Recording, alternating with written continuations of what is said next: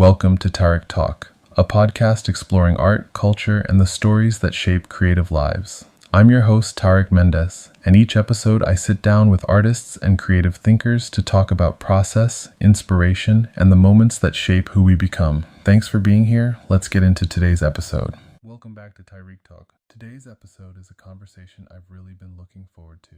I'm joined by Bailey Coleman, the director of 550 Gallery. In this episode, we talk about Bailey's journey into the art world, what it takes to run a contemporary gallery today, and how 550 Gallery has grown into a space that supports artists, experimentation, and meaningful dialogue. We also get into the realities behind the scenes, curating exhibitions, building community, and navigating the challenges of the gallery world. This is a conversation about leadership, vision, and creating space for art to exist and evolve. Let's get into it. All right, guys, welcome back to another episode of Tarik Talk. I'm here with the gallery director, Bailey Coleman. Bailey Coleman, how are you today? I'm doing very well. How are you? Good. Thank you so much for having me here and being on the podcast episode today. I'm so excited to dive into it. Do you mind telling us a little bit about yourself? Sure. My name is Bailey Coleman. I'm the director of 550 Gallery. I have been working in the art world for 10 years. Now, I started out at a very small Australian-American gallery called Olsen Gruen on the Lower East Side. That was my very first internship. But working in the arts has been in my family for many generations now, actually. My grandmother was an art writer, a critic. My mother was a gallerist in the 80s in New York and an advisor. My uncle's an artist, so, runs in the blood.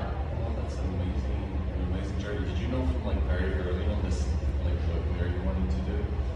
From very, very early on, I knew that I had an enormous passion for art, an enormous passion. I mean, I would be taken out of school when I was a young kid to go to an opening with my mother in the meatpacking district.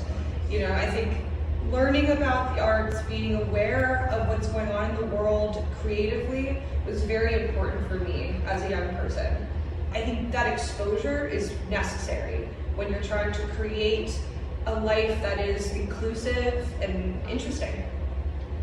I feel like I would love to watch a movie about that, from your life, probably the last years in New York. I do have a few funny stories. I remember being a child and my mom taking me to the Marina Abramovich retrospective at MoMA, and I was very young, and there was part of the exhibition was, I don't know if you remember the retrospective, but one of her series that she has a hallway with naked people on either side you have to walk through. And if you can sort of use your imagination, if you're a young kid and you're shorter than most people, the angle isn't fantastic. Yeah. So that was formative, I would say. I didn't know they liked kids then. Well, Well, can you tell us a little bit about what is 550 Gallery? yes, I would love to, yeah. 550 Gallery is an exhibition and artist-driven space. What I'm interested in as curator here is really trying to create a balance of risk-taking and depth as well. I'm interested in the concept, the conceptuality behind the artwork, the materiality, and at its core, I'm interested in thinking about what creates meaning. I think, especially in these times, we have to think about what place does artwork have in our world, and how is that shifting? What does it mean to have an artwork in your home by an artist who's 3 countries away? What does it mean to bring different cultures, different perspectives into your home? And how important is that? You're being surrounded by art all day, every day. How is your personal life and the sense that you're always looking at art whenever you're My personal life? No, I don't have a personal life. I feel, yes, I look at art all day, every day. Yeah, it's all I sort of want to be around at this point. I think interacting and being close, having close relationships with artists is very important to me. A large part of my mission as both director and curator here is creating long-term relationships with artists that I work with and providing support to them year-round, all the time, in different aspects of the job, not just showing their work on the walls, but helping them with grant applications, with writing their statements, with anything they need. I think because of where we're at right now with artists not being able to afford studio spaces regularly. They need all the support that we can offer, and that's what I'm interested in doing. Wow. Seriously, that's amazing. What's the hardest and most rewarding part of your job? The most rewarding part of the job is seeing the look on the artist's face during an opening reception, I have to say. It is really exciting to be able to offer any amount of support that I can to the artists that I work with. And when it's a successful opening, when they're getting the compliments and the praise they deserve, and I can see that happening, that makes me very, very happy. Yeah. What would be the hardest for you? The hardest part, I would say, is that I would say the hardest part of the job is just the number of hats that I have to wear as a director. You know, I'm not just a sales associate or a curator or an operations manager. I'm also the bartender, the art handler, the accountant, the PR person. Having to divide my attention so much, that can be difficult when all I want to do is support the artists I work with. Absolutely. And are you able, just a curious question, do you do any artwork yourself? No. Not at all? No, I can't even draw a stick figure. No way. Yeah. Oh my, so you don't do like a little watercolor? No. Line, No. Never. Wow, that's fascinating. I would never. No. I don't touch it. You're like fully devoted to the gallery of arts. That's beautiful. Yeah. Well, I think of myself more as like a speaker, like a sort of vehicle for other artwork. I think there's enough talent in the world that exists that my talents can be used for better in other directions, I'm a writer as well. I would say that my creative outlet would be my writing. Yeah. We're like so, I just thought like we were like this like young, you know what I mean? Like that you're so out and so intelligent. I love learning about you. Really? Yeah. Oh my god, I missed your birthday, sorry. I love Scorpio.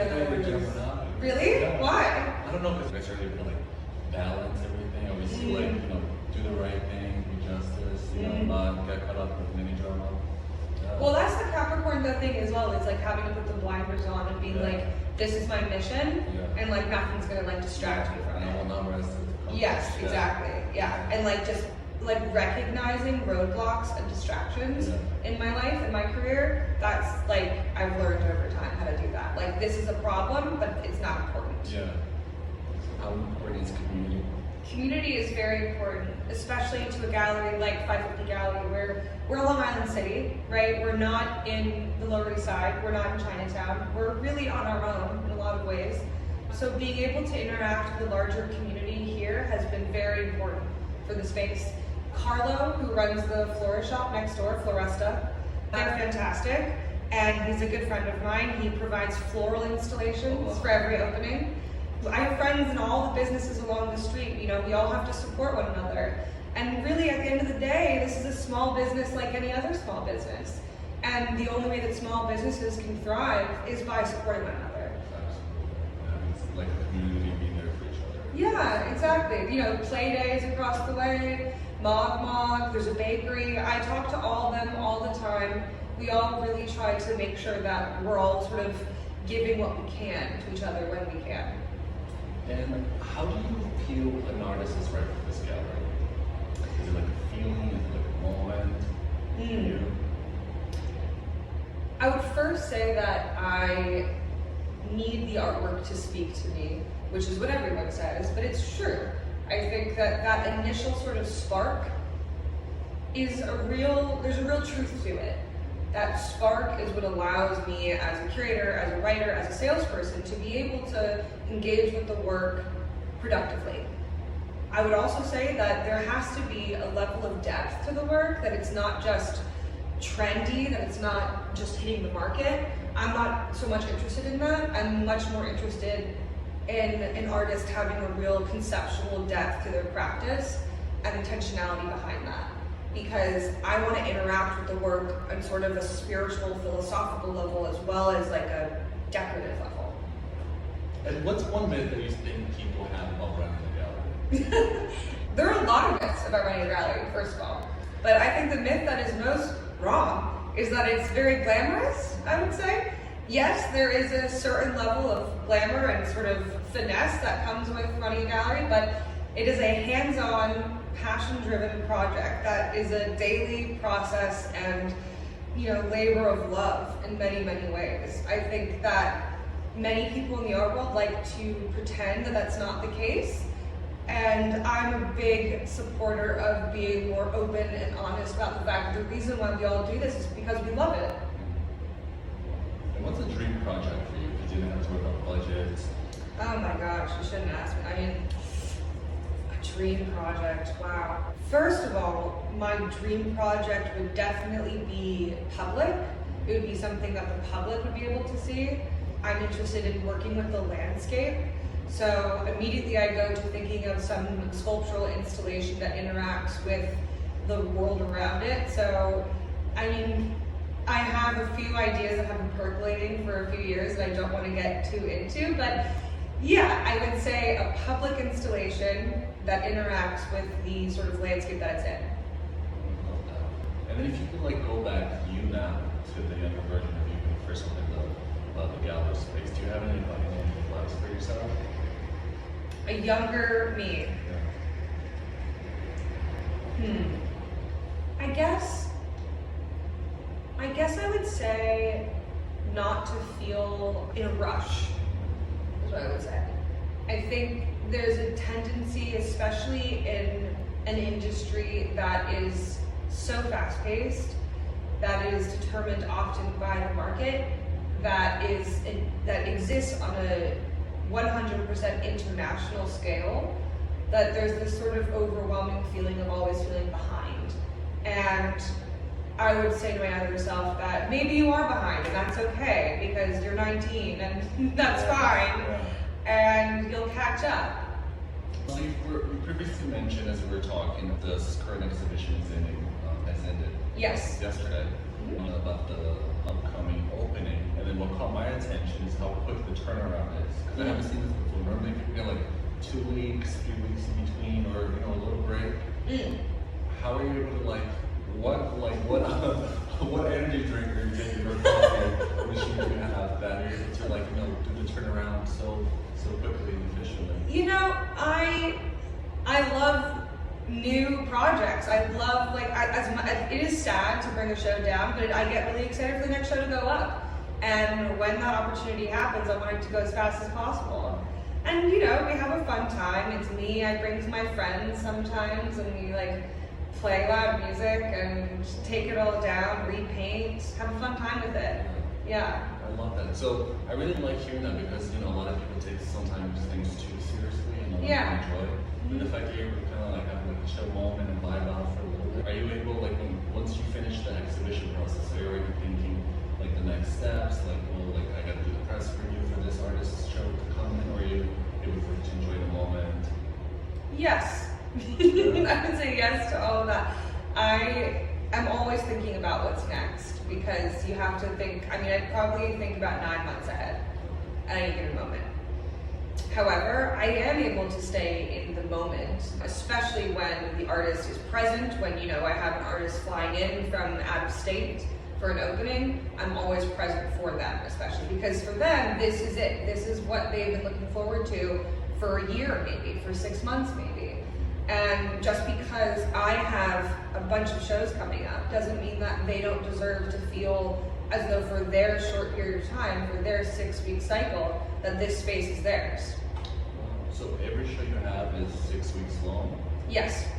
And you're able to do? Okay, that's really fascinating. And then when you see an artist's work that speaks to you, do you automatically, with all your artistic, history and accomplishment, are you able to visualize everything in the gallery right away? Or are you able to relax, tune a little bit? Because I feel like you have a gift to, seeing things and... Yeah. Yeah, I'm pretty solid on what I want the space to look like beforehand, I would say, yeah. And when you on your day-to-day, when you go to a museum, something that has nothing to do with your work base, in regards to that, are you able to relax? Or are you always this would look good if it was curated here, or I would change this doesn't chart? Are you able to just be in the moment and appreciate it, or are you always thinking business-wise and artistically? I think at a museum specifically, Museums to me are fun. They are, because it's not commercial. It's not something that I'm looking to sort of adjust. I will say that it is so far removed from my sort of commercial fine art space that I exist in that going there often feels as though I'm on a sort of like pilgrimage almost. Like, if I know that some, beautiful Rothko painting is going up at the Met, like I'm going to see that painting to sort of admire it. I'm not going to sort of criticize the curation or the wall labels or anything like that. It really is more a moment of like reverence for me. Yeah. I mean, I think, not to mention like if you go to the Frick or something, that's a world away. Yeah. And it is beautiful and exciting though to step into sort of history in a way, which is not something that I'm always interacting with. So are you always getting inspired for like future projects and thinking ahead as you step in or you just like chill out or just like do a little bit of both? I think I'm probably always thinking about the next project, I just admit. I have a notebook that I take with me, as many curators do, and moving through museums, larger blue chip gallery shows in Chelsea, I often will pull out my notebook and jot a few things down. But that happens all the time. That could be when I'm reading a book, that I'm at a bar and I'm reading a book and I have an idea, I'll put the book away and I'll start just writing an essay about the next show or some fantasy show. Do you ever go back in time, like through like other previous books, kind of get ideas, like see where you how far you've come, like where you want to go next? That's a really cool question. No, I have never done that, but now I kind of want to do that. Yeah. Because you're right, I have like a whole line, like a bookshelf in my apartment that's all my like black moleskin notebooks from like the years behind, I think it'd be pretty funny to go back to like 2019 and see what I was interested in back then, for sure. That's fun because I also do Yeah. that black. Yeah. Oh wait, mine is like kind of like this. Yeah. It has like a little thing.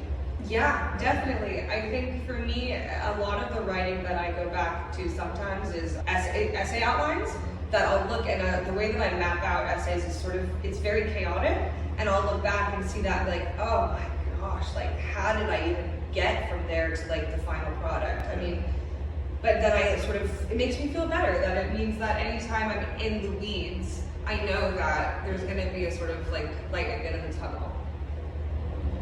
What's like a spiritual practice for you? I mean, like something that like soothes you through under stress, and like like I'm not having a good day today. I need to do something for like my mental health or something for me. Like me time. Do you have any routine for that? I do. I think every good art dealer has to have a routine. I take a bath, and I normally read a book in the bath, and I make a sort of like old Roman concoction for my bath. This is very specific. So I put milk, honey, olive oil, and lemon slices. That's really cool. And that's what I do. And you just soak in there, right? That's nice. Yeah. I should try that. I haven't tried that. Yeah, it's an ancient Roman like concoction for a bath. But you come out feeling very, very smooth. Yeah. The olive oil. And then the trick is don't wipe it off. Like don't get out of the bath and then wipe it all off. Because that's the whole point. Yeah. Oh. And Bailey, do you have any hopes for the gallery in the future that you might share with us? Yeah, my hope and dream for the future for 550 Gallery is to build a really enduring, sustainable program that people can come to sort of be familiar with and excited for.